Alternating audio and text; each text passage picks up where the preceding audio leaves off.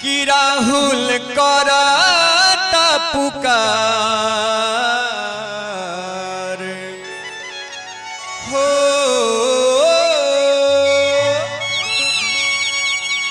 राहुल करता पुकार अंजन के लाला तोहरा दुआर राहुल करता पुकार अंजन के लाला तोहरा दुआर महिमा बतोहर अपरंपार अंजन के लाला तोहरा दुआर राहुल करता पुकार अंजन के लाला तोहरा दुआर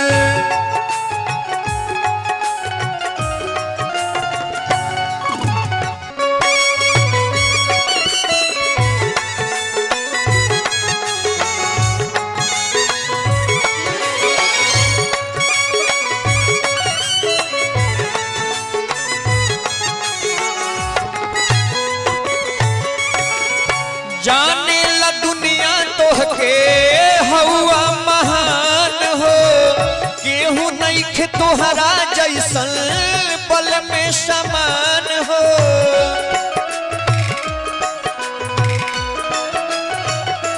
हाँ जाने ला दुनिया तोहके हवा महान हो केहू नइखे तोहरा जैसन बल में समान हो कल रहल सूरज जलपाल अंजन के लाला तोहरा दुआर राहुल करता पुकार अंजन के लाला तोहरा दुआर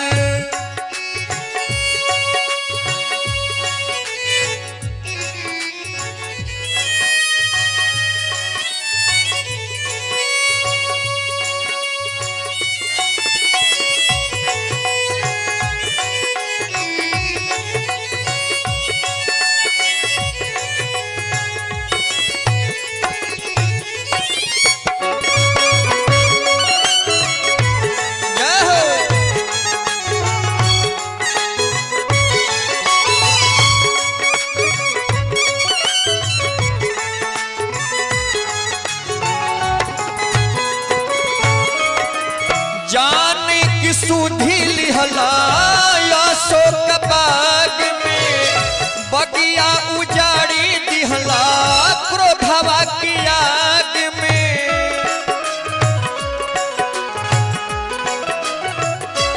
हाँ जाने की सुधी लिहला अशोक बाग में बगिया उजाड़ी दिहला क्रोधवा की आग में कई दिहल अक्षय संहार अंजन के लाला तोहरा दुआर राहुल करता पुकार अंजन के लाला तोहरा दुआर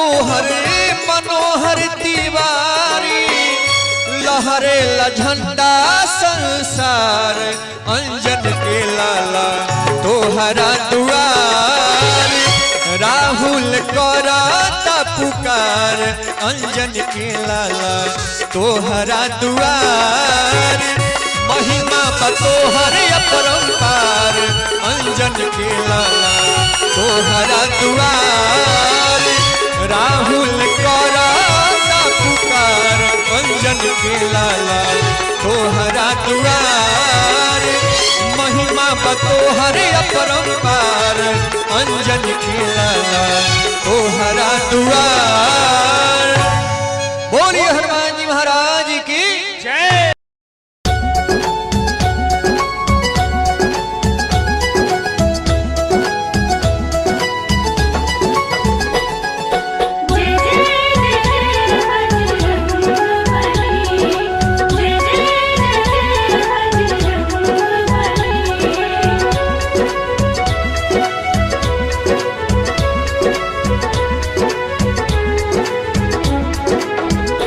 हम गाथा जे गाई राम भक्त बलवान के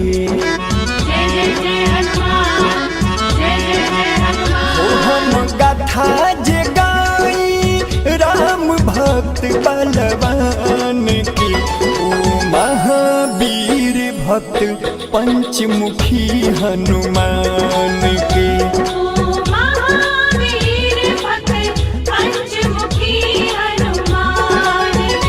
हम गाथा जे गाई राम भक्त बलवान के ओ महावीर भक्त पंचमुखी हनुमान के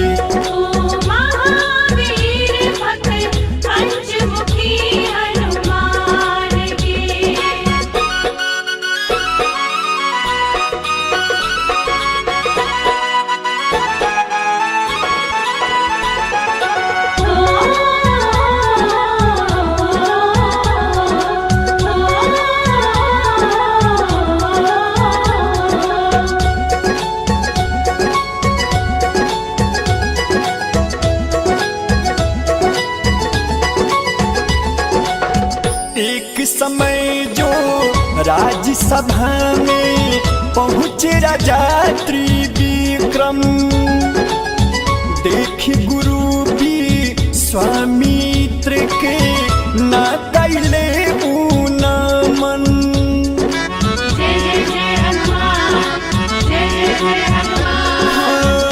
एक समय जो राज्यसभा में पहुँचे राजा त्रिविक्रम देखी गुरु भी स्वामित्र के ना कैले नमन क्रोधित होके मुनि बध करके कहनी श्री राम से हम गाथा जे गाई राम भक्त बलवान के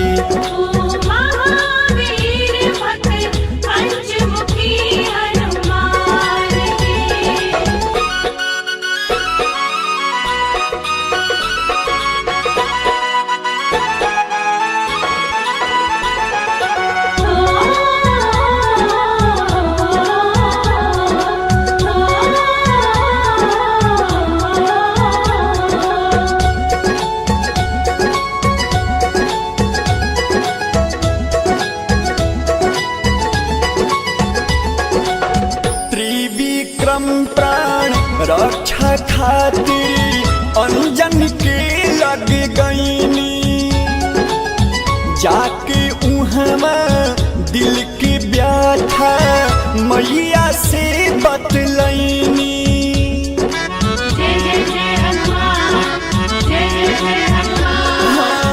त्रिविक्रम प्राण रक्षा खातिर अंजन के लग गईनी जाके उहमा दिल की व्याथा मैया से बतलैनी नहीं करा तू चिंता हनुमत के रहते प्राण के हम गाथा जे गाई राम भक्त बलवान की।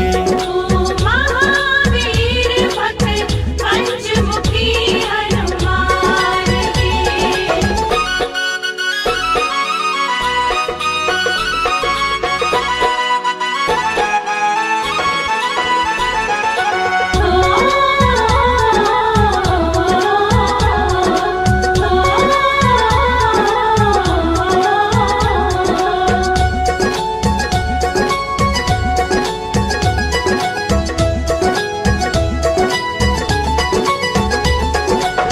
राजा के लेके साथे हनुमति चलनी सरयू किनारे।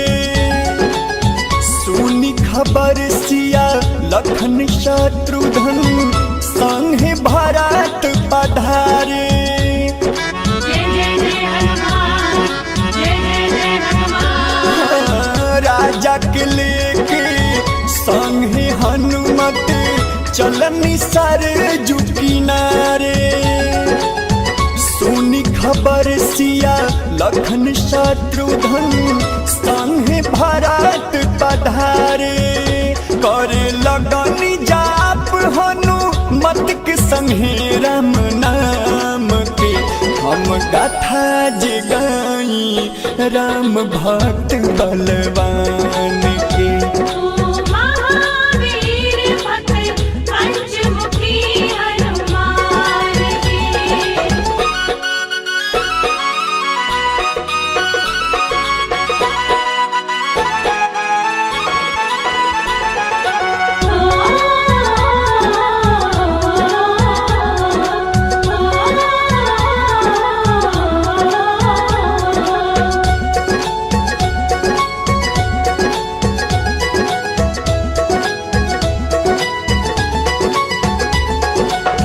नाम के शक्ति देखी राम बाण छोड़ से दिवस भैनी।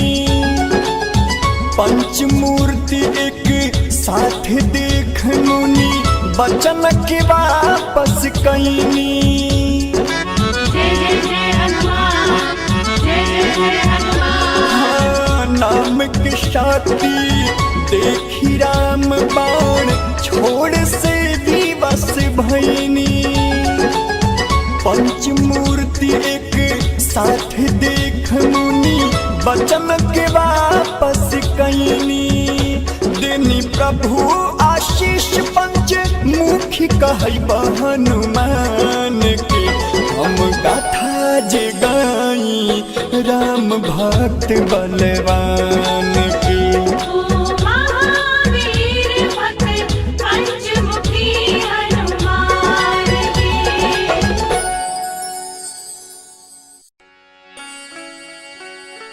वह लंकनी हनुमान जी से कहते हैं कि हे हनुमान अब आप जा सकते हो। हनुमान जी लंका में प्रवेश कर जाते हैं। लंका के एक एक घर में माता जानकी को ढूंढते हैं। मंदिर मंदिर प्रति कर शोधा देखे जह तह अगणित जोधा। एक एक घर में हनुमान जी महाराज ने माता जानकी को ढूंढा, कहीं पर माता जानकी नहीं मिलती हैं। एक बड़ा ही सुंदर विभीषण जी की झोपड़ी है, जिस झोपड़ी के दीवार पर भगवान का नाम लिखा हुआ है। भगवान के धनुष बाण का चिन्ह है। 9 तुलसी का वृंद तहाँ देखी हर्ष कपिराई। छोटे छोटे नए नए तुलसी का पौधा लगा है। हनुमान जी ब्राह्मण वेश में उस विभीषण जी के झोपड़ी के सामने खड़े हैं। धीरे धीरे रात व्यतीत होती है। विभीषण जी अपने झोपड़ी से बाहर निकलते हैं। ब्राह्मण देवता का दर्शन होता है। विभीषण जी पूछते हैं कि हे विप्र आप कौन हैं? कि तुम्हारी कोई मोरे हृदय प्रीतियति होई। हे विप्र, आप कौन हैं? आप स्वयं भगवान हैं या कोई भक्त हैं या ब्राह्मण देवता हैं? हनुमान जी अपना परिचय बताते हैं कि हे विभीषण जी, मैं प्रभु श्री राम का दूत हूं। माता जानकी को खोजने के लिए इस लंका में आया हूं। मैं लंका के एक एक घर में माता जानकी को खोजा, लेकिन कहीं पर माता जानकी मुझे अभी तक नहीं मिली। विभीषण जी हनुमान जी महाराज को माता जानकी की पता बतलाते हैं कि हे हनुमान, इसी लंका में लंकाधीश रावण ने माता जानकी को चुरा करके लंका के अशोक वाटिका में माता जानकी को छिपा दिया है। विभीषण जी ने कहा कि हे हनुमान, आप तो बड़े ही बड़भागी हो। आप स्वयं प्रभु श्री राम के दूत हो। आप पर प्रभु की कृपा है। आप भी बड़भागी हो। हनुमान जी ने कहा कि हे विभीषण जी, कैसी बात आप करते हो? मैं बड़भागी नहीं, मैं तो इतना नीच हूं, इतना पतित हूं, जाति का बंदर, स्वभाव का चंचल। मैं इतना नीच हूं, प्रातः काल के बेला में जो भी कोई मेरा नाम का स्मरण करता है, शायद उसे भोजन भी नहीं मिलता।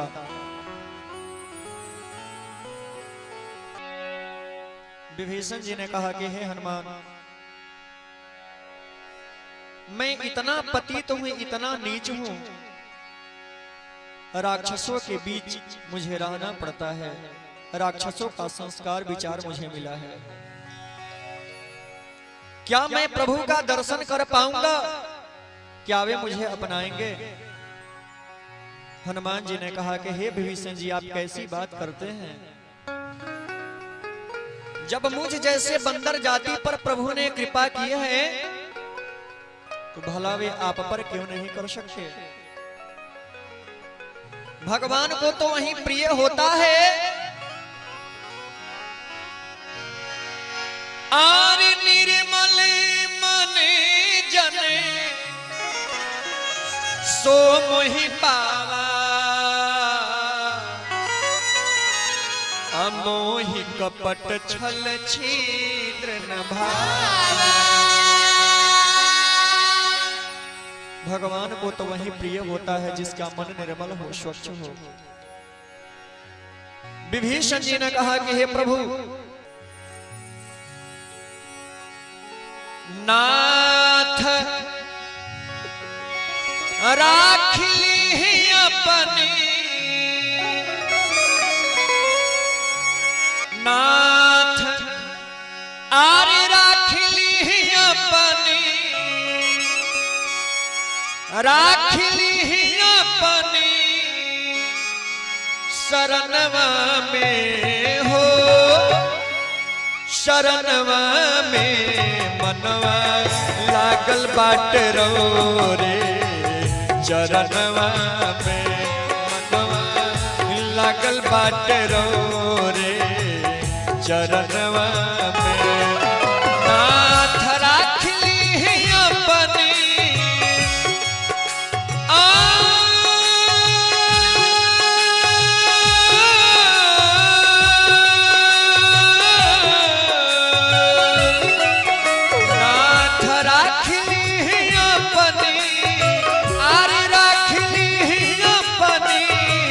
शरणवा में, शरणवा में मनवा लागल बाट रो रे, चरणवा में मनवा लागल बाट रो रे, चरणवा में।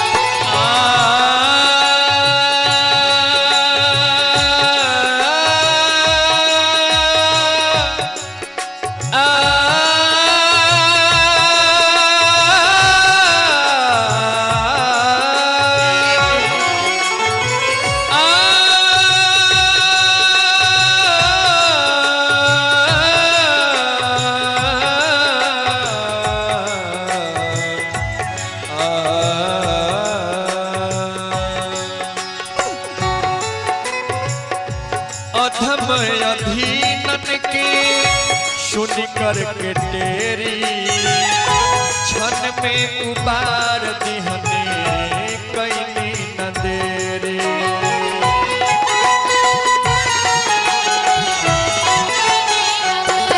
भक्त ने कहा कि हे प्रभु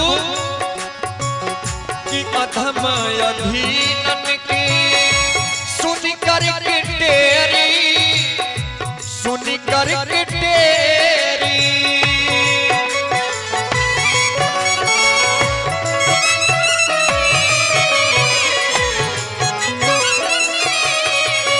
आर क्षण में उबार दिहने कहीं न तेरे।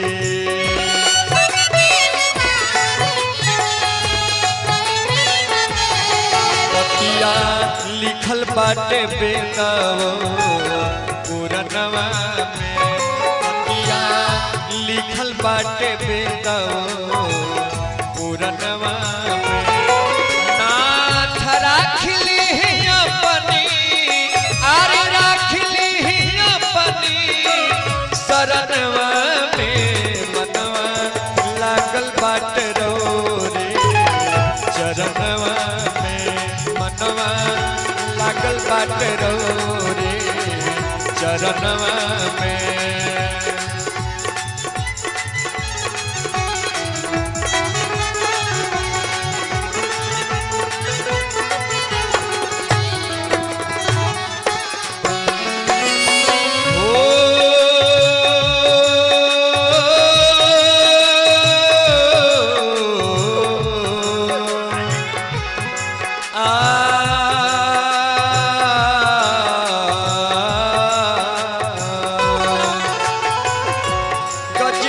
पुकार सुनी ग्राहक मरनी ग्राहक मरनी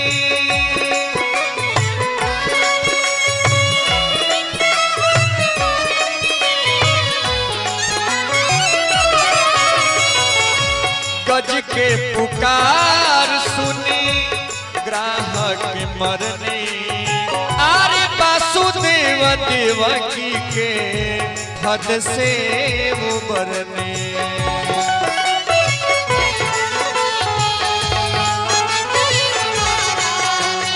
आरे वासुदेव देवकी के हद से उबरने रौरा आके बचवनी जेल खनवा से रौरा आके बचवनी जेल खनवा से नाथ राखली अपनी आरे राखली अपनी शरणवा में मनवा लागल बाट रो रे चरणवा में मनवा लागल बाट रो रे चरणवा में।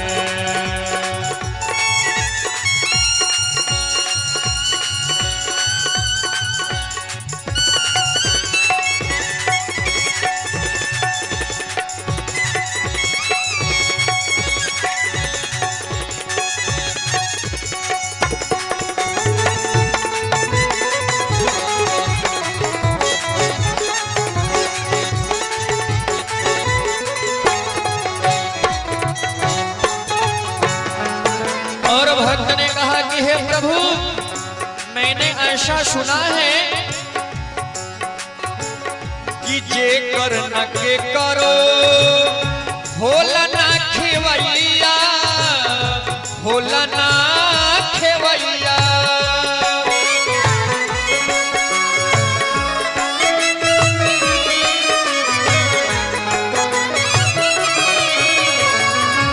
जे कर न के करो होला ना खेवैया आरे पता पतवार वो कर ले नैया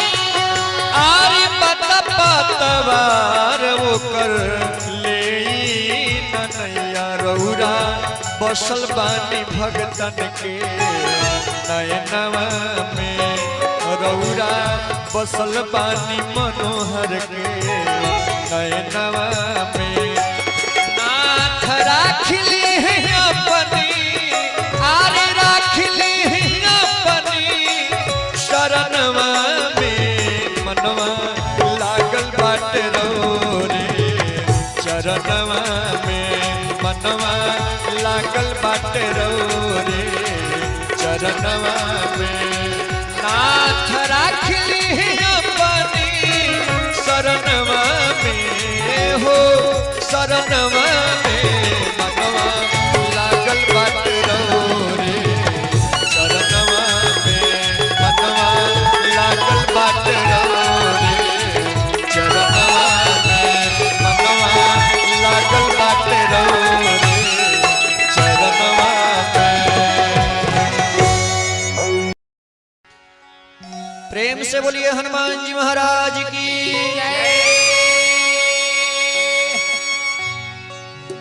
रावण माता जानकी को 1 महीने का समय देकर अपने भवन को उसी रात को लौट आता है। काफी रात व्यतीत होती है, सब राक्षसियां सब अपने अपने घर को आने वाली होती है। एक त्रिजटा नाम की बुढ़ी राक्षसी है जो भगवान के चरण कमल में थोड़े बहुत अपने स्नेह प्रेम को रखने वाली है। वह त्रिजटा नाम की राक्षसी रात्रि काल में एक स्वप्न देखी है, जिस स्वप्न में एक बंदर आया है। वह अशोक वाटिका में प्रवेश करके बहुत से फलों को तोड़ा है, खाया है, बहुत से राक्षसों को मारा है, अक्षय कुमार का वध भी किया है। वह अकेला बंदर पूरे लंका को जलाया है। वह स्वप्न की बात अपने सखी से त्रिजटा कहती है कि हे सखी, रात्रि काल में वह जो स्वप्न मैंने देखी है, वह एक अकेला छोटा बंदर पूरे अशोक वाटिका को उजाड़ दिया है। जादूधान से ना सब मारी, सारे राक्षसों को वह मारा है, लंका को जला दिया है। लंकाधीश रावण को मैंने देखी है हे सखी। लंकाधीश रावण अपने माथे को छिलाया है, मुंडित सिर खंडित भुज बीसा, उसके बिसो भुजाएं कटे हैं, वह नंगा है। गदहा पर सवार होकर काल के तरफ जाते देखी है मैंने, जमपुरी के तरफ जाते देखी है। हे सखी, मैंने यह जो स्वप्न देखी है, जिस समय मैंने देखी है, उस समय का स्वप्न झूठा नहीं हो सकता है सखी। वह त्रिजटा नाम की राक्षसी स्वप्न की बात अपने सखी से कहती है कि हे सखी, आर्य सूतला में आर्य रहनी रे सखिया, आपन रे भावना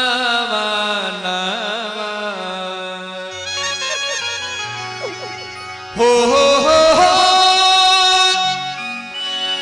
सूतल में रहनी रे सखिया,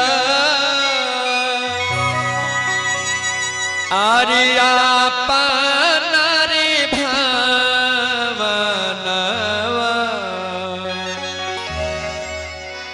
सपना में देखनी रे सखिया, आरे सपना में देखनी रे सखिया, अइले बीरा पानरवा, सपना में देखनी रे सखिया, अइले बीरा पानरवा, सुतल में रहनी रे सखिया,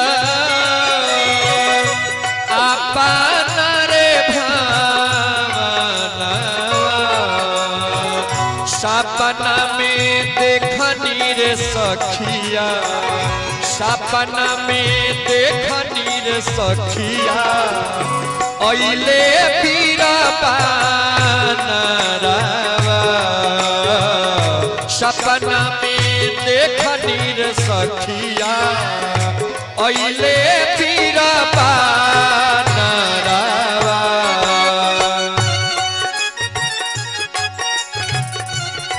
जाहो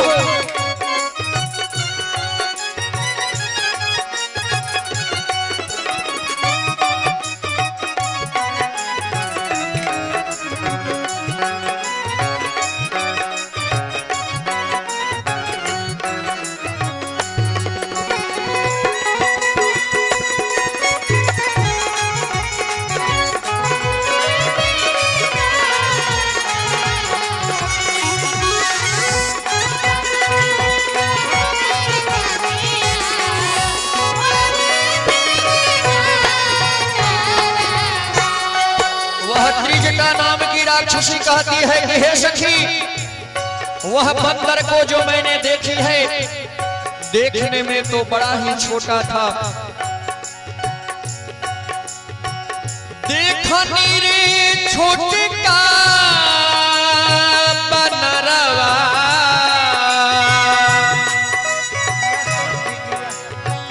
देखनी रे छोटे का बनरवा बिरहो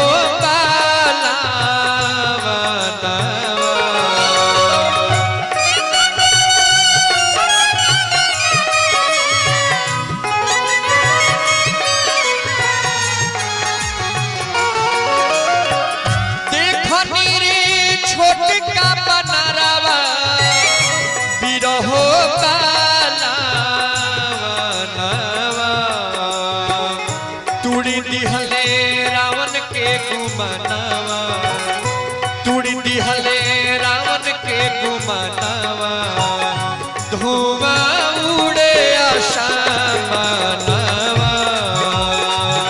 तुरी दिहले रावण के गुमानवा धुआं उड़े आसमानवा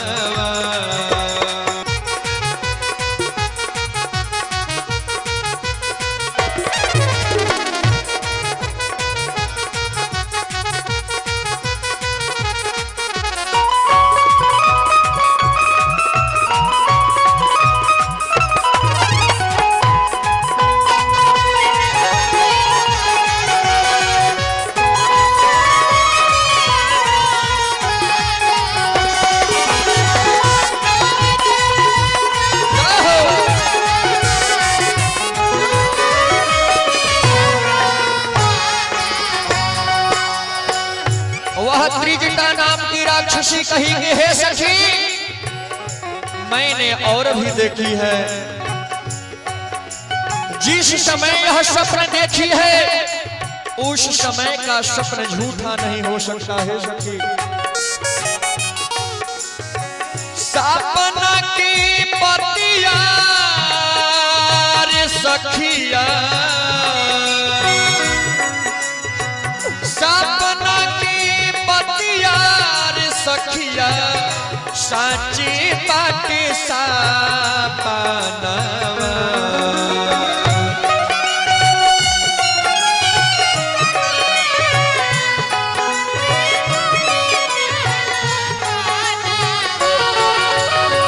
सपना की पतिया रे सखिया साची बाटे सपनावा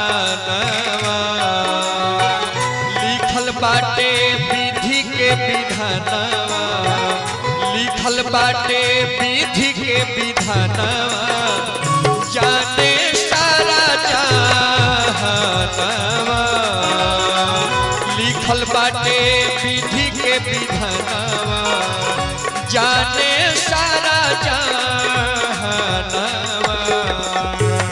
सुतल में रहनी रे सखिया अपना रे भावनवा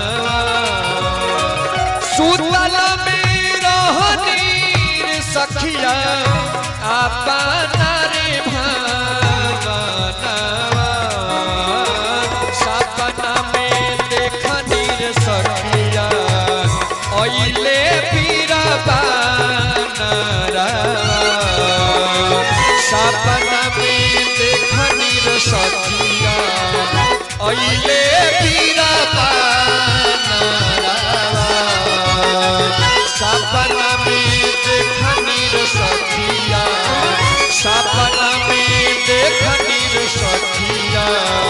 सपना में देखनी रे सखिया अइले पीरा पानरवा।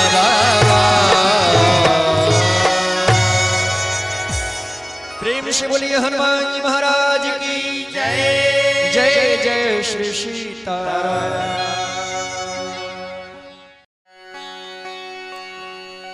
प्रेम से बोलिए हनुमान जी महाराज की जय। हनुमान जी प्रभु श्री राम के समाचार को माता जानकी से सुनाते हैं और माता जानकी से फल खाने की इच्छा करते हैं कि हे माता, जब से मैं चला हूं अभी तक मुझे कुछ खाने को नहीं मिला, ना ही मैंने कुछ खाना चाहा हूं। हे माता, इस बगीचे में बहुत सुंदर सुंदर फल लगे हैं, तुम मुझे आदेश देती मैं जा करके कुछ फल मूल खाकर अपने भूख को मिटाता। है माता। हनुमान जी की बात को सुन करके माता जानकी कहती हैं कि हे हनुमान, जिस बगीचे की तुम बात करते हो लंकाधीश रावण का वह बगीचा है। रावण ने उस बगीचे की सुरक्षा के लिए बहुत से सारे राक्षसों को वहां दे रखा है। जिन ही तुम उस बगीचे में जाओगे सारे राक्षस लोग मिल करके तुम्हें पकड़ लेंगे, बहुत मारेंगे तुम्हें और रावण के दरबार में ले जाएंगे। इसलिए तुम मुझसे इस प्रकार की बात को मत कह। हनुमान जी माता जानकी को विश्वास दिलाते हैं कि हे माता, जिन राक्षसों की तुम बात कहती हो वे राक्षस लोग मेरा कुछ भी नहीं बिगाड़ सकते हैं। माता, आप मुझे केवल आदेश तो दें। हनुमान जी माता जानकी को विश्वास दिलाने के लिए, भरोसा दिलाने के लिए अपने शरीर के आकार को विशाल बनाते हैं। इस प्रकार शरीर बन जाता है। कनक भूधराकार शरीरा समर भयंकर अति बलबीरा। पहाड़ के जैसा चमकीला विशाल बदन बन जाता है। सीता मन भरोस तब भयऊ। हनुमान जी महाराज के विशाल शरीर को देखकर माता जानकी को विश्वास होता है। माता जानकी हनुमान जी को आशीर्वाद देती है। देखी बुद्धि बल निपुण कपि कहीं वो जान की जाहू। रघुपति चरण हृदय धरी तात मधुर फल खाऊं। हनुमान जी माता जानकी से आशीर्वाद लेकर फल खाने चल देते हैं। आरे हनुमते कूदी गईले रावण के राजधानी में। हो हनुमते आरे कूदी गईले रावण के राजधानी में। सिया रहस फुलवारी में ना हनुमत कूदी गईले रावण के राजधानी में। सिया रहस फुलवारी में ना।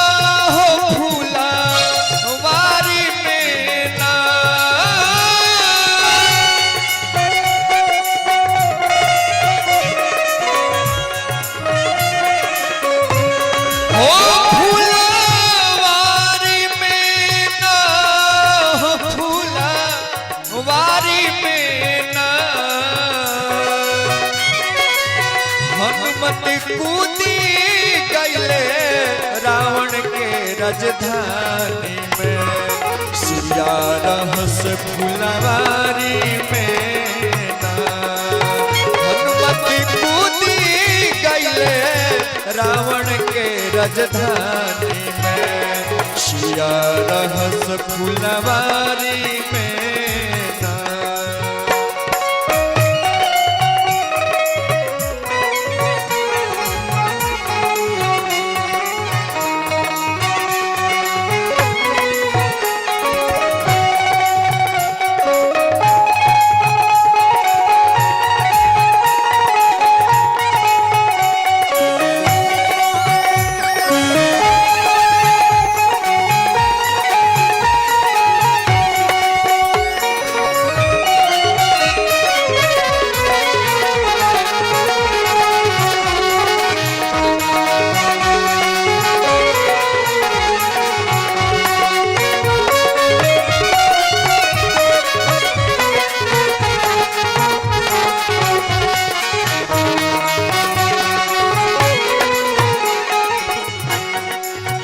माता सीता रहस अधीर बच के आई हो महावीर।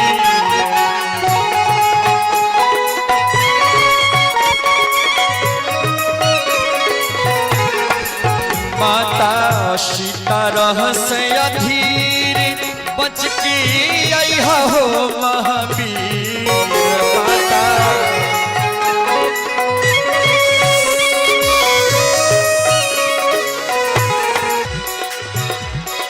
हलवा खाकी जलती अइहा हमरा गाड़ी में कि फलवा खाकी जलती अइहा हमरा गाड़ी में सिया रहस फुलवारी में ना। ओ हनुमती कूदी गईले रावण के राजधानी में सिया रहस फुलवारी में ना। जाओ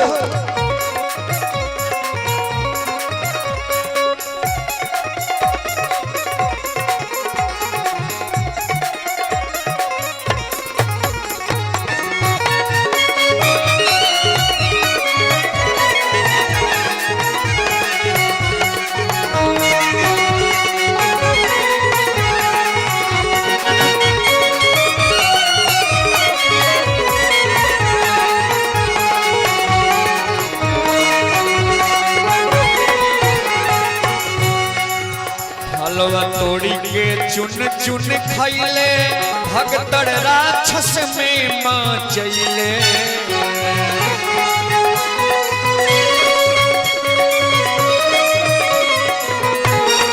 हलवा तोड़ी के चुन चुन खैले भगदड़ राक्षस में माँ चैले।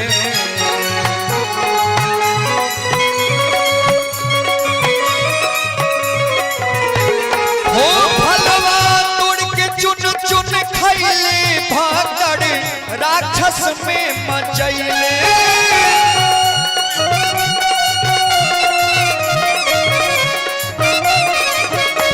हो भलवा चुन के तुड़ तोड़ खैले भागड़ राक्षस में मचैले।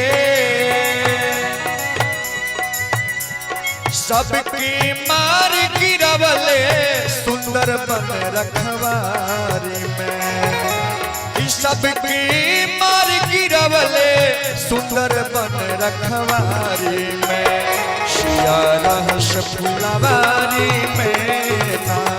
हनुमती कूदी गईले रावण के राजधानी में सिया रहस फुलवारी में ना।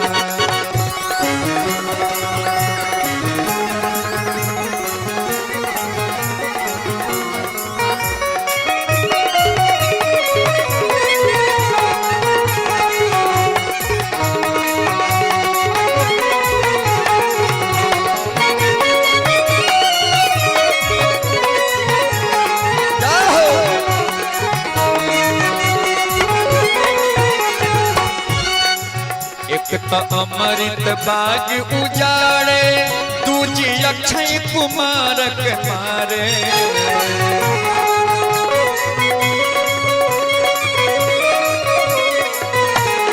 एक तो अमृत बाग उजाड़े दूजी अक्षय कुमार के मारे।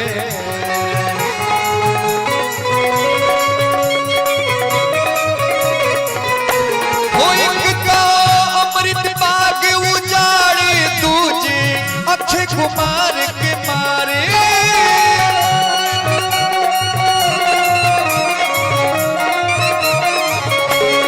एक तो अमृत बाग उजाड़े दूजी अक्षय कुमार के मारे।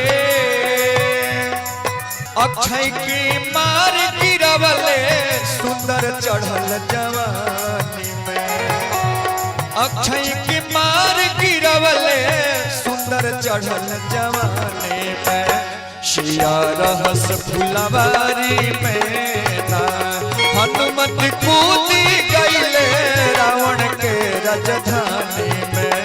शिया रहस फुलवारी में ना हनुमत कूदी गईले रावण के राजधानी में। शिया रहस फुलवारी में ना हनुमत कूदी गईले रावण के राजधानी में। शिया रहस फुलवारी में ना।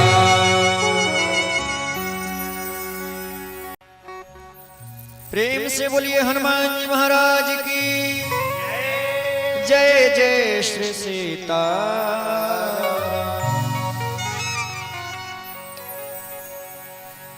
परमवीर हनुमान जी महाराज लंका को जलाकर अपने पुछ को समुद्र में जाकर बुझाते हैं और माता जानकी के समीप आकर के माता जानकी को प्रणाम करते हैं।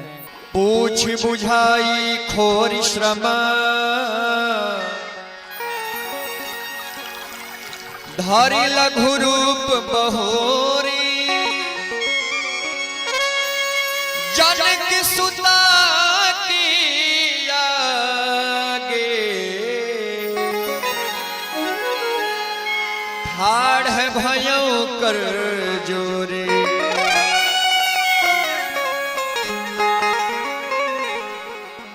माता जानकी के समीप हनुमान जी आकर के प्रणाम करते हैं, कहते हैं कि हे माता प्रभु की कृपा भयउ सब काजू अजन्म हमार सुफल भाजू।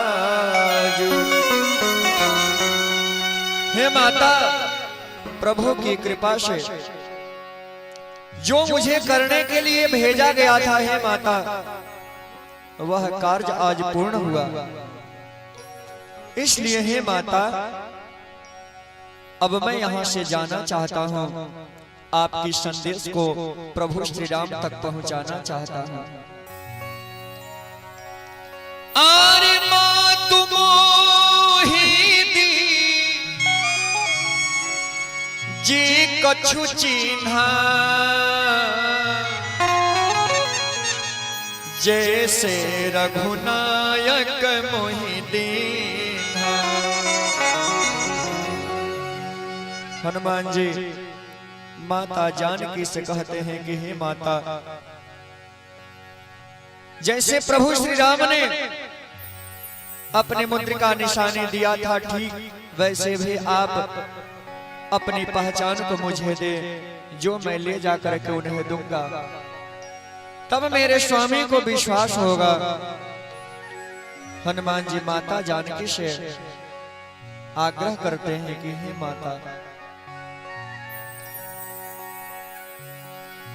आरे चूड़ामणि दे दी मैया हो,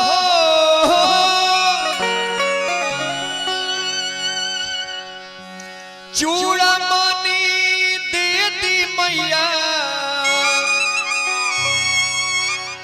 आरी वापस हम जाई जी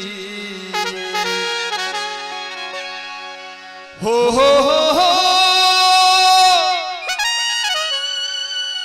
आर चूड़ामणि दे दी मैया आरी वापस हम जाई जी किराऊ रहलिया अपना आरे राऊ रहलिया अपना स्वामी से बताई जी राऊ रहलिया अपना स्वामी से बताई जी राऊ रहलिया अपना चूड़ामणि दे दी मैया हो चूड़ामणि दे दी मैया वापस मजाई जी राऊ रहलिया अपन स्वामी से बताई जी राऊ रहलिया अपन स्वामी से सुनाई जी राऊ रहलिया अपन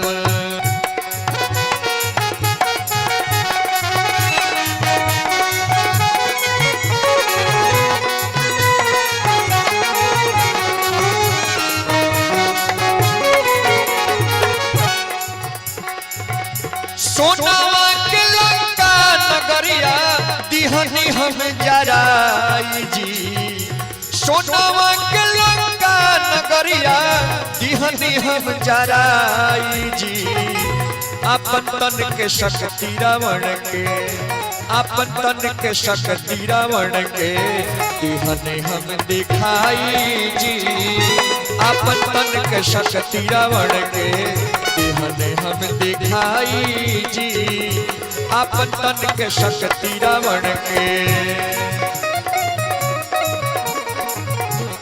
जाओ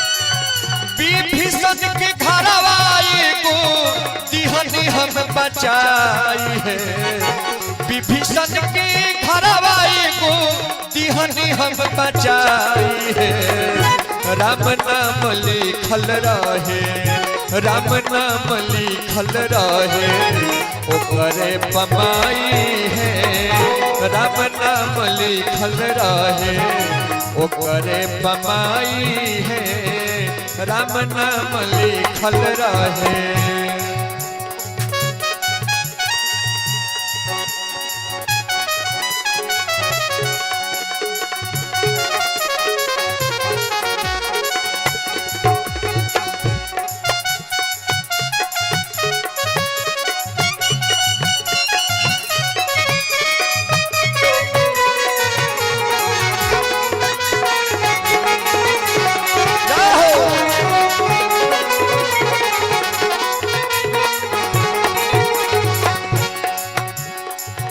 हनुमान जी ने कहा कि हे माता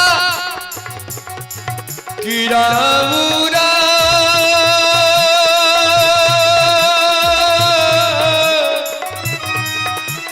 आरे हलियाए माता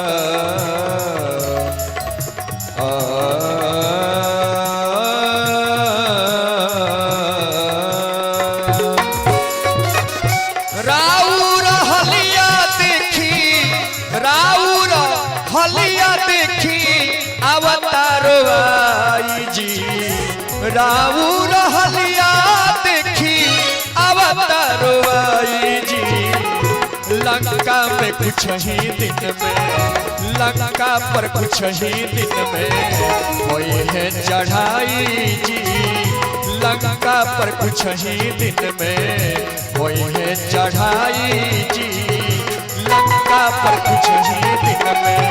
चूड़ामणि दे दी मैया, चूड़ामणि दे दी मैया, वापस मजाई जी, राऊ रहलिया अपन स्वामी से सुनाई जी, राऊ रहलिया अपन स्वामी से सुनाई जी, राऊ रहलिया अपन स्वामी से सुनाई जी, राऊ रहलिया अपन स्वामी से सुनाई जी, राऊ रहलिया अपन। प्रेम से बोलिए हनुमान जी महाराज की जय। जय जय श्री सीताराम। हनुमान जी माता जानकी से चूड़ामणि लेकर के लंका से प्रस्थान करते हैं।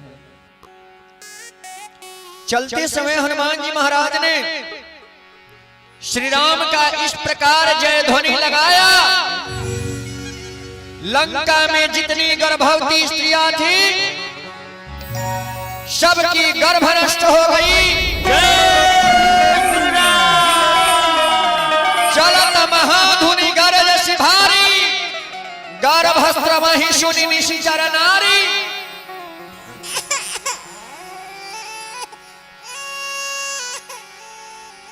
हनुमान जी महाराज ने लंका से प्रस्थान करते हैं।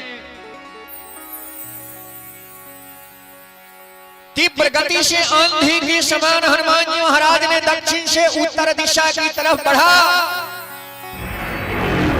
मानो दक्षिण से उत्तर दिशा की तरफ आंधी टूट पड़ी हो।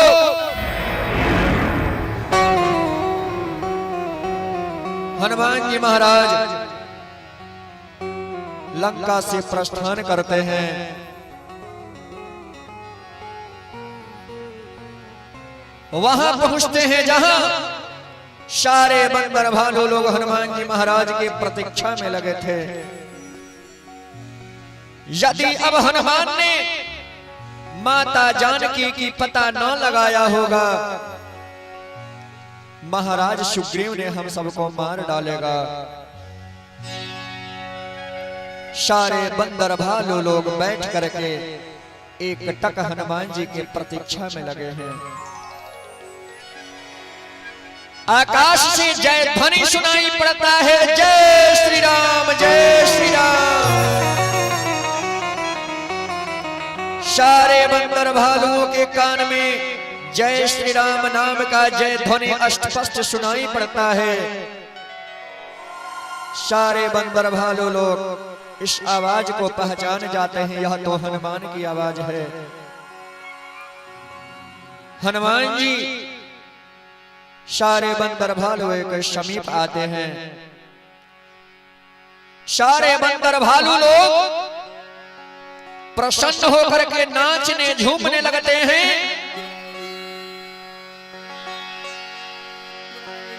जाई पुकारे ती सबा, बन उजारी जुबराज, सुन सुग्रीव हरस कपी, करियाए प्रभु काज। सारे बंदर भालू लोग प्रसन्न होकर के बगीचा में जाकर के फल खाने लगते हैं।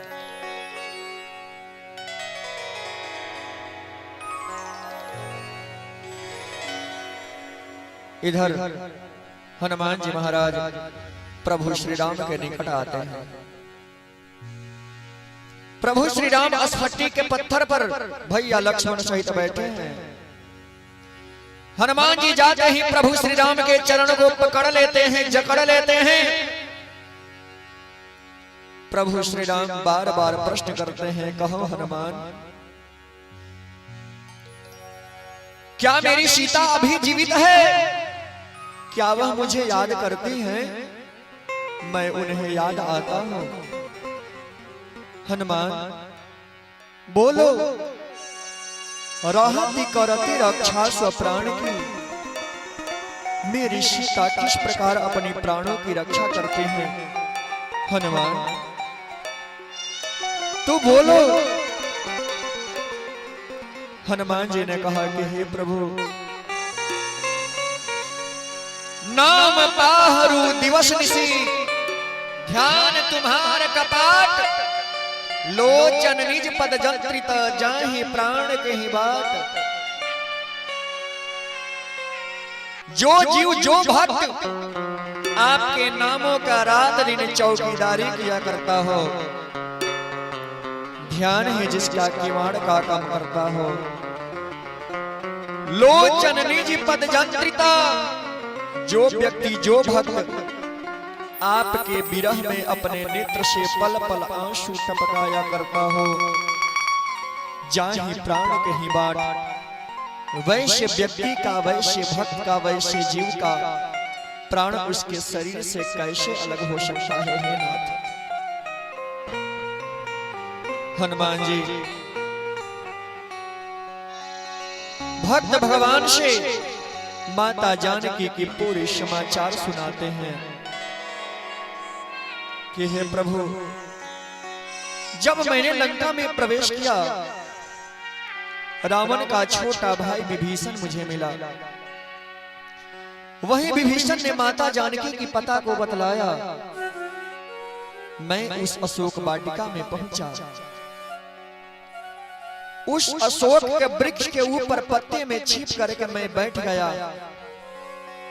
रावण उसी रात को आया, माता जानकी को तरह तरह का त्रास भय दिखलाकर 1 महीने का समय देकर उसी भवन को लौट आया। मैं माता जानकी के समीप जाकर के आपका समाचार सुनाया है नाथ। हे प्रभु, माता जानकी को उस लंका में एक एक पल कल्प के समान व्यतीत होता है। निमिष निमिष करुणा निधि जाहि कल्प सम बीती। हे प्रभु, माता जानकी की माथी की केश जटा के समान बनी है हे नाथ। माता जानकी अपने भेष को जोगनी के समान बनाए रखी हैं। माता जानकी आपके विरह में दिन प्रतिदिन सूखी जा रहे हैं। हे प्रभु, रावण ने माता जानकी को 1 महीने का समय दिया है। यदि उस 1 माह के अंदर आप नहीं चलते तो अब माता जानकी जीवित नहीं बचेंगी हे नाथ। जितना जल्द हो सके सारे बंदर भालुओं को एकत्रित किया जाए। भुज बल खल दल जीती, और अपने भुजाओं के बल से राक्षसों को जीत करके माता जानकी को लाया जाए हे नाथ। हनुमान जी प्रभु श्री राम के चरण को पकड़े हैं, बार बार वंदन करते हैं कि हे स्वामी, अब विलंब करना उचित नहीं होगा, नहीं तो माता जानकी अब जीवित नहीं बचेंगी। लंका नगरी चली नए प्रभु जी, बतिया मानी मोर। जय हो। हे नाथ, अब विलंब करना उचित नहीं होगा। ओही जे बाड़ी सीता हो मैया, ओही जे बाड़ी अरे जानकी मैया, रोवा ताड़ी बेजोड़, ओही जे बाड़ी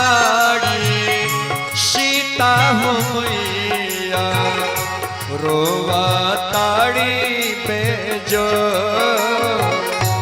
लंका नगरी चली नए प्रभु जी बतिया मानी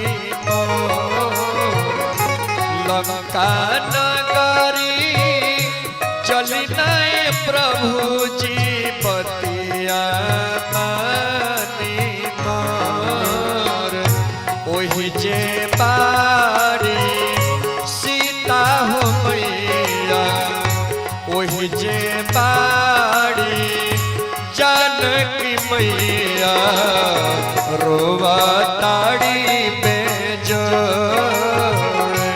ओहि जे बारी सीता हो मैया रोवा ताड़ी बेजोर।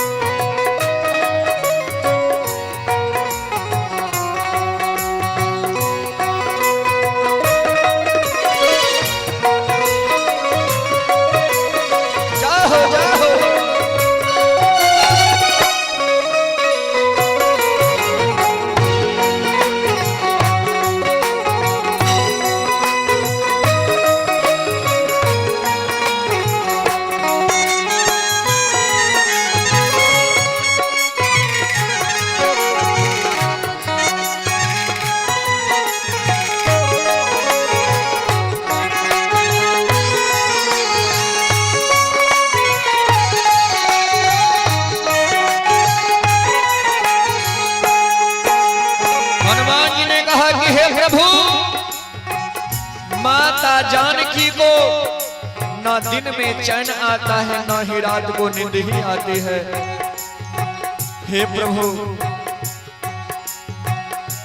करत नईखी अन्न जल पाना हो गईनी कमजोर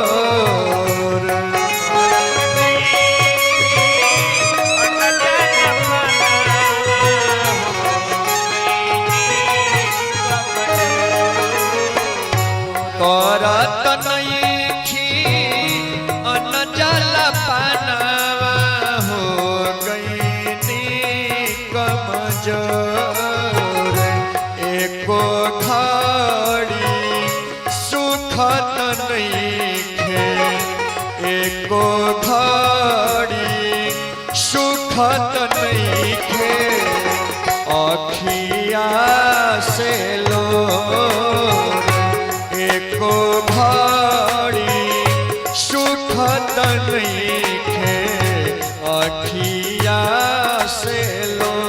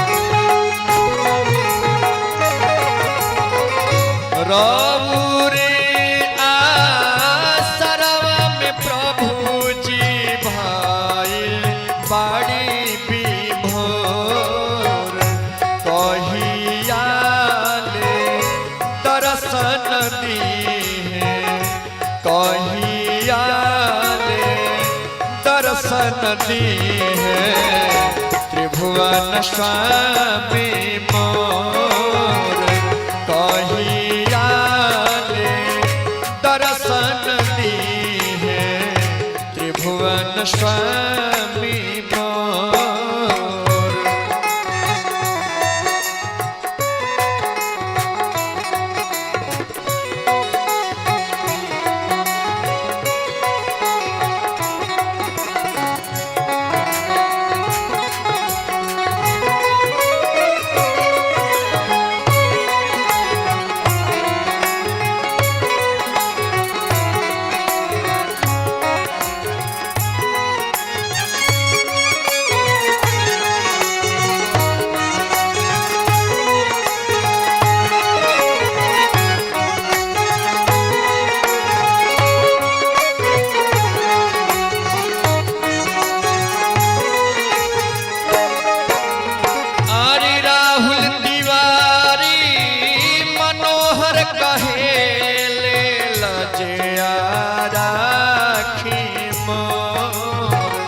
राहुल तिवारी मनोहर कहेले लजया राखी मोर। नित दिन रौरे गुणवा हो गायब, नित दिन रौरे गुणवा हो गाये। नमवा जापे मतोर नित दिन रौरे गुणवा हो गायब। नमवा जापे मतोर लंका नगरी चली नय प्रभु जी बतिया मानी मोर। लंका नगरी चली नय प्रभु जी बतिया मानी मोर। ओहि जे पाड़ी सीता हो मैया रोवा ताड़ी में जोर। ओहि जे पाड़ी जानकी मैया रोवा ताड़ी में जोर। ओहि जे पाड़ी सीता हो मैया रोवा ताड़ी में जोर।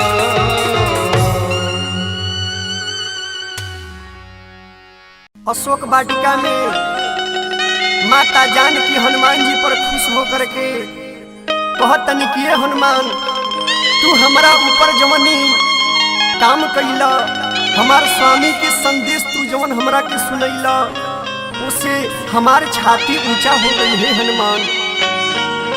माता जानकी प्रसन्न होकर के हनुमान जी के आशीर्वाद देता कि हे हनुमान, आरे स्वामी के सेवकवा हौवा,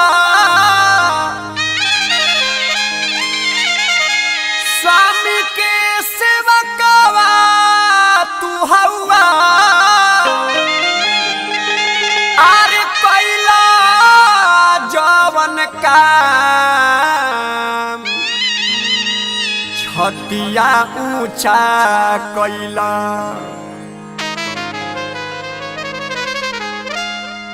जुग जुग जिया हनुमान छतिया ऊंचा कैला। जुग जुग जिया हनुमान छतिया ऊंचा कैला। स्वामी के सेवकवा हौवा, स्वामी के सेवकवा हौवा। कैला जमन काम छतिया ऊंचा कैला।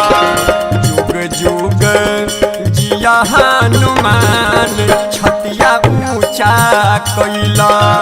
जुग जुग जिया हनुमान छतिया ऊंचा कैला।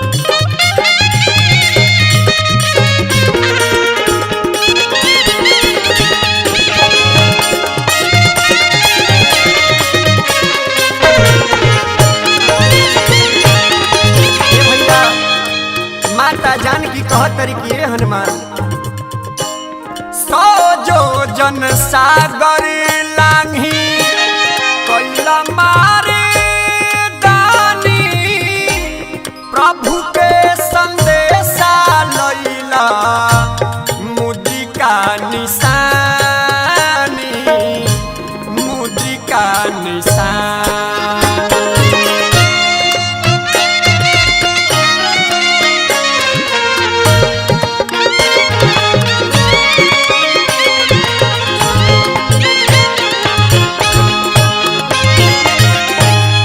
दर्शन करैला जैसे हो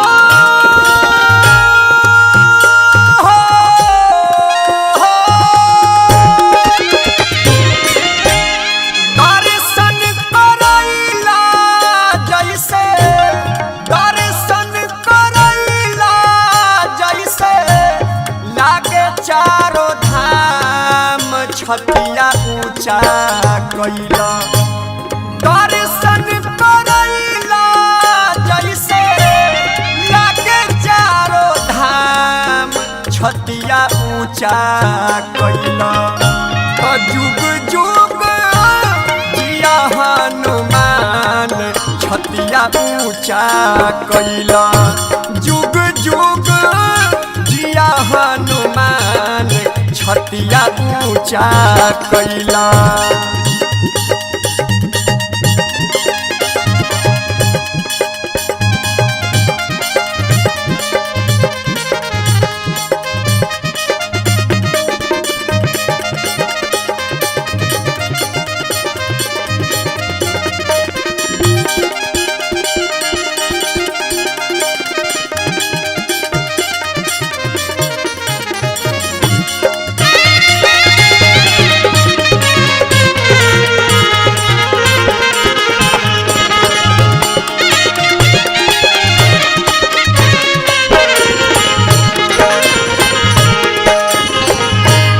मानवा के शंका मोरा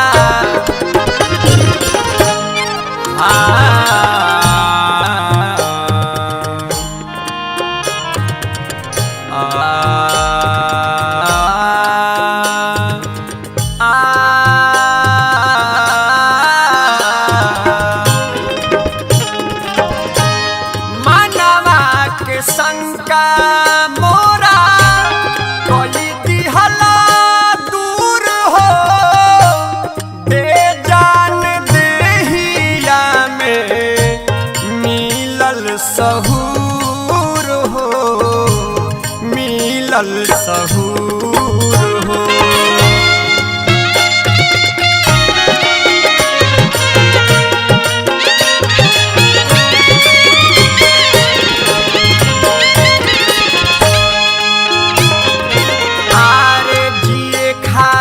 तनावा में और जिए खातिर तनावा में जिए खातिर तनावा में जिए खातिर और तनावा में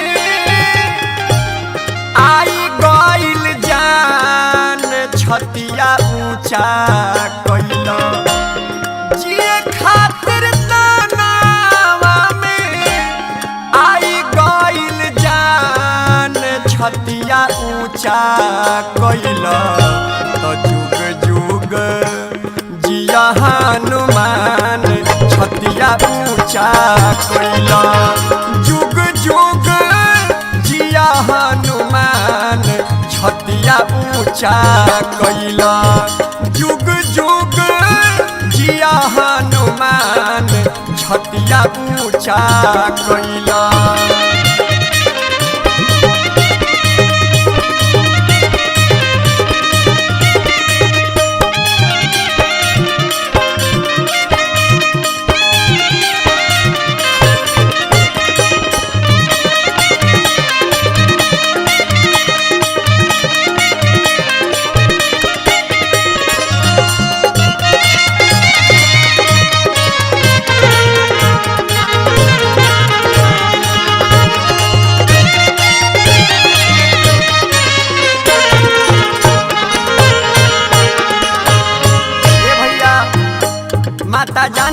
हनुमान जी के आशीर्वाद दे तरी, वरदान दे तरी कि हे हनुमान अजर अमर गुण निधि सित हो करहु बहुत रघुनायक छू। माता जानकी खुश होकर के हनुमान जी से कह तरी कि हे हनुमान भाई ने हमारा हनुमत आशीष पाके गाविले भजन राहुल नैया लगा के, नैया लगा के।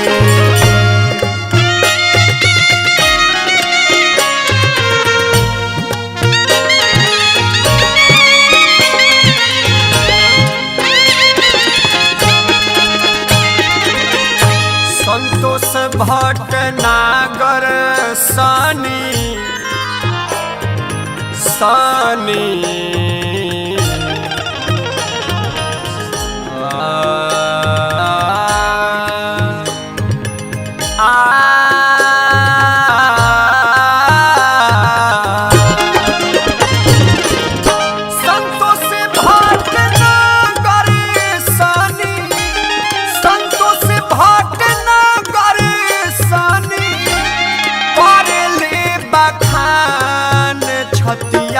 ऊंचा कोइला त जुग जुग जिया हनुमान छतिया ऊंचा कोइला, जुग जुग जिया हनुमान छतिया ऊंचा कोइला।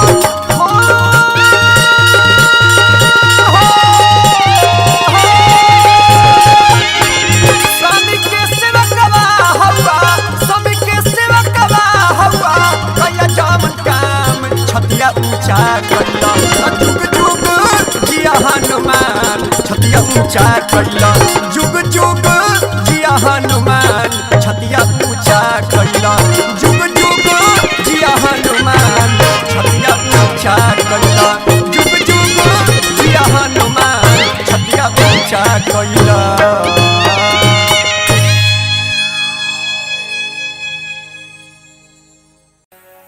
हनुमान जी ने कहा कि हे लंकाधीश, जिनके लेश मात्र शक्ति पा करके आप अपने ऊपर इतना गर्व करते हो, उन्हीं प्रभु श्री राम का मैं दूत हूं।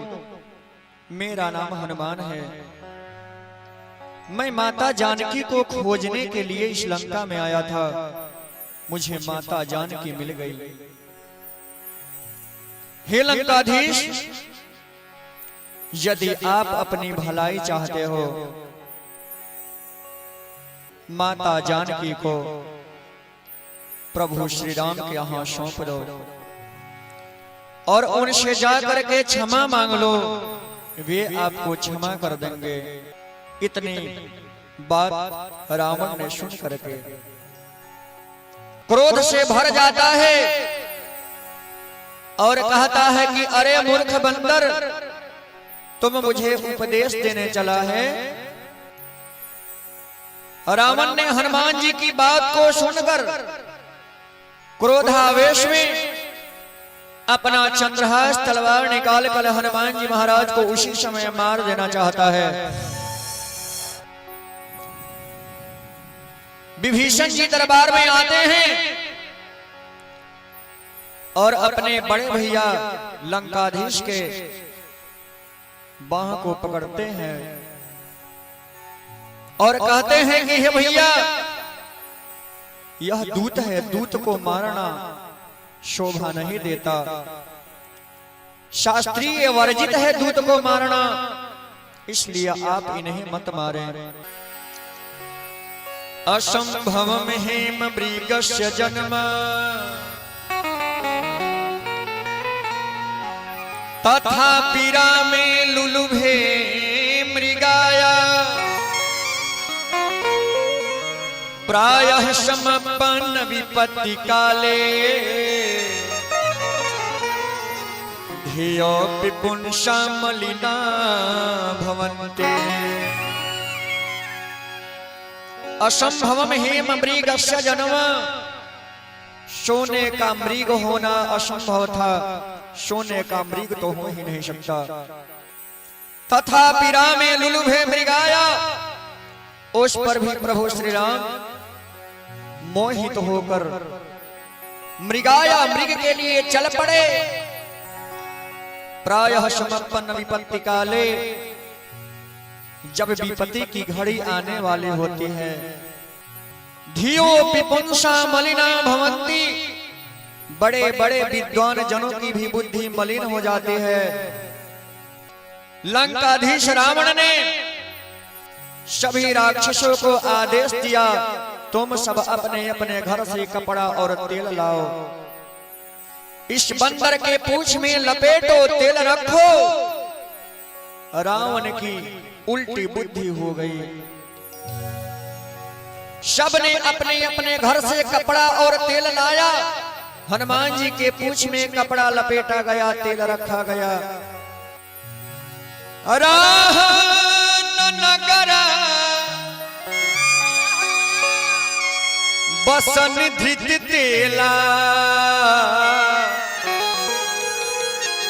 बाढ़ी पूछ कीन कपि खेला।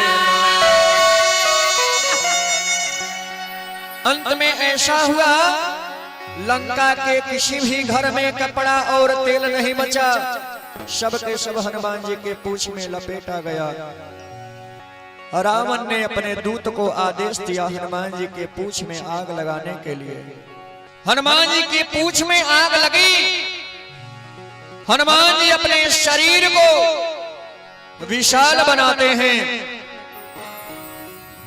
देह विशाल परम हरुआई, मंदिर ते मंदिर चढ़ाई। इस मंदिर पर से उस मंदिर पर हनुमान जी महाराज छलांग लगा करके लंका को जलाने लगते हैं। पवन देव ने जब इस बात को जाना, हरि प्रेरित नहीं अवसरा चले मरुत 49। पवन देव ने इस बात को जानकर अपने 49 वेगों को छोड़ा और तीव्र गति से आंधी के समान चारों दिशाओं से हवा बहने लगी। जरई नगर अनाथ कर जैसा, तात मां दुहा सुनिय पुकारा। सब अपने अपने घर को छोड़कर भागने लगते हैं। कहीं पर पिता पुत्र का पुकार करता है, कहीं पर पुत्र पिता का पुकार करता है, बचा मुझे बचा मुझे। जरई नगर अनाथ कर जैसा, आरी अक्षय के मरले लंका के जरवले, अक्षय के मरले लंका के जरवले। कई देहले लंका के राज, एक एक मंदिर पे जाके। कई देहले लंका के राज, एक एक मंदिर पे जाके। अक्षय के मरले लंका के जरवले, अक्षय के मरले लंका के जरवले। कई देहले लंका के राज, एक एक मंदिर पे जाके। कई देहले लंका के राज, एक एक मंदिर पे जाके।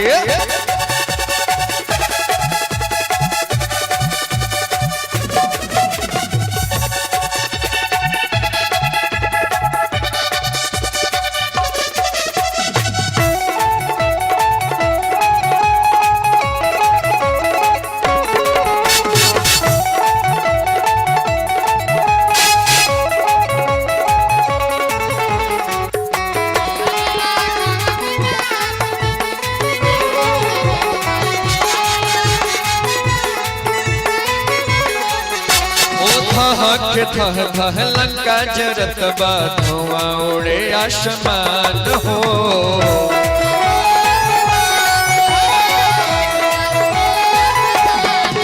अरे नगर के लोगवा भागत फिरत बा, मचल बहाकार हो।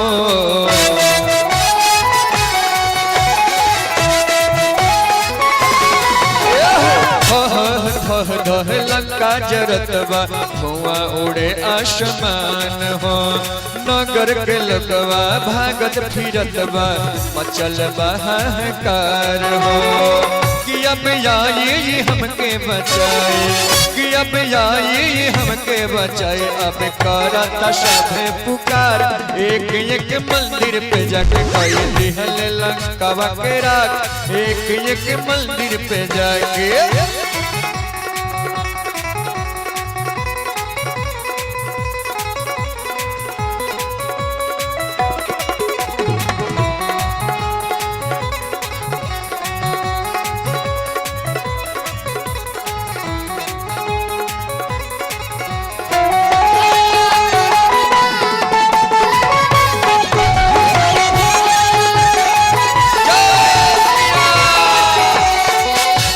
सोना नियन चमकीला बदनवा, कैले गर्जन भारी हो।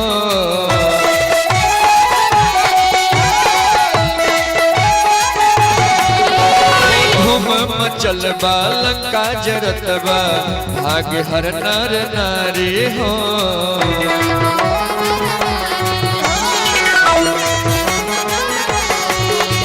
सोना नियन चमकीला बदनवा, कैले गर्जन भारी हो।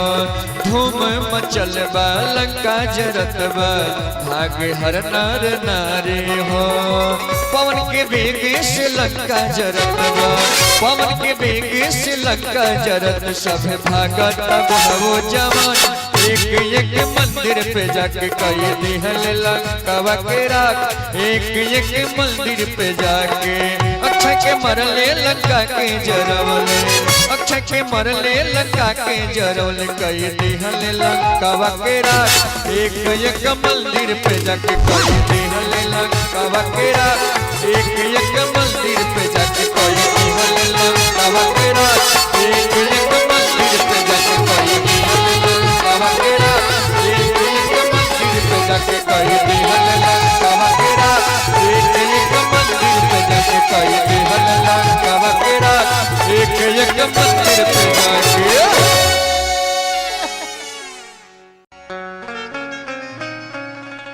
हनुमान जी महाराज अशोक वाटिका को खोजते खोजते उस अशोक वाटिका में जा पहुंचते हैं। एक अशोक के वृक्ष के नीचे माता जानकी जी बैठी हुई हैं। माता जानकी की माथे की केस जटा के समान बनी हैं। माता जानकी अपने भेष को योगिनी के समान बना रखे हैं। हनुमान जी उस अशोक के वृक्ष पर अशोक के पत्ते में छिप करके बैठ जाते हैं। उसी रात को लंकाधीश रावण को स्वप्न होता है कि अरे लंकाधीश रावण,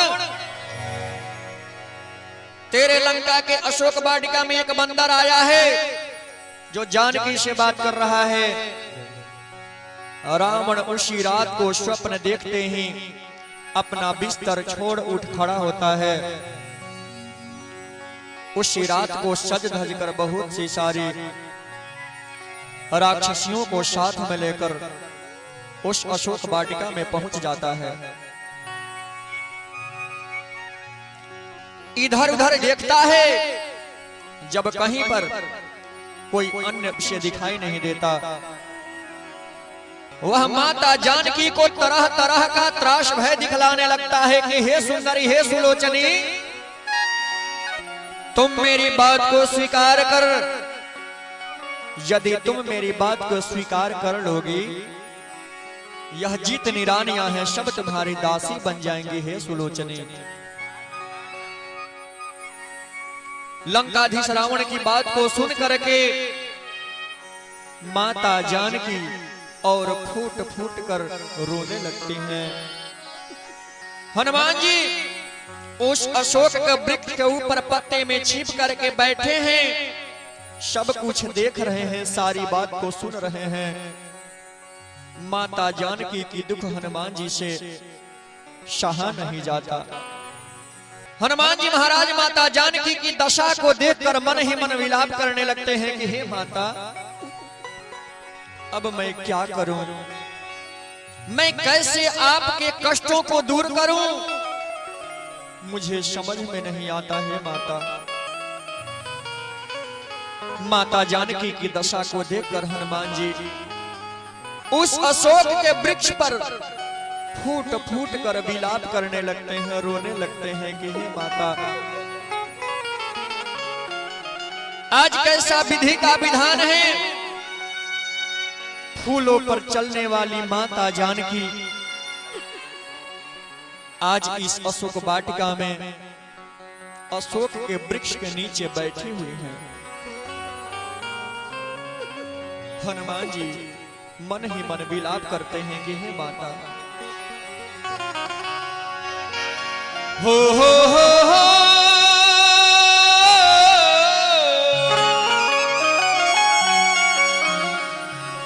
आरे अवधा की नारी रहली भइली जोगिनिया हो। आरे अवधा की नारी रहली भइली जोगिनिया से झारा झारा गिरेला। हनुमान जी माता जानकी की दशा को देखकर विलाप करते हैं कि हे माता, मैं क्या करूं, मुझे समझ में नहीं आता। मैं कैसे आपके कष्टों को दूर करूं हे माता। आरे अवधा की नारी रहली भइली जोगिनिया से झारा झारा गिरेला। नैनवा होरा से झारा झारा गिरेला।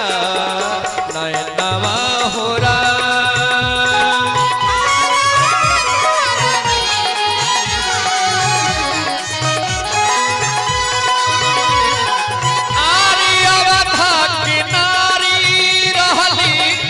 भइली जोगिनिया हो।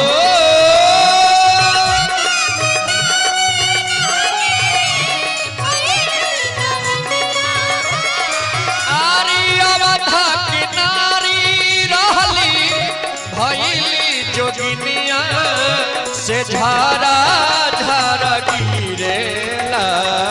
नैनवा हो राम से झारा झारा गिरेला। नैनवा हो राम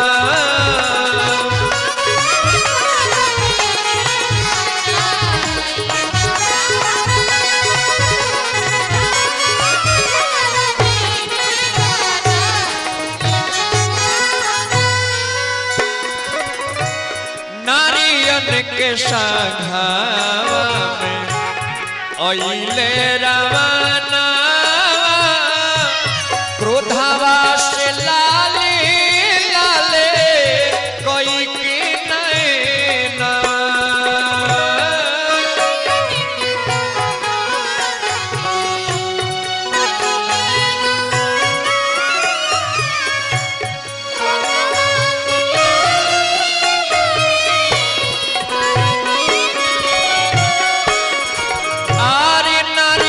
के संघवा में अइले रवाना। क्रोधवा से लाले लाले कोई की नैना। समदन भाई भीदा मैया की दिखवल।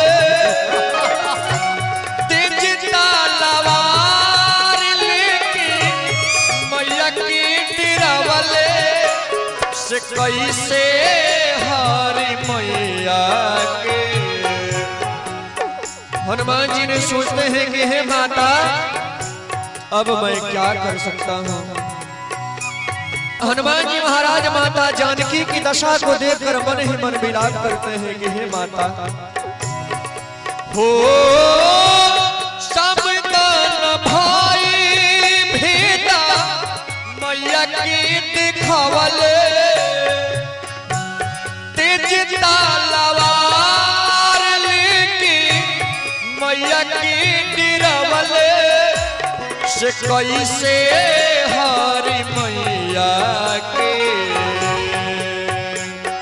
से कैसे हरि मैया के विपतिया हो राम से कैसे हरि मैया के विपतिया हो राम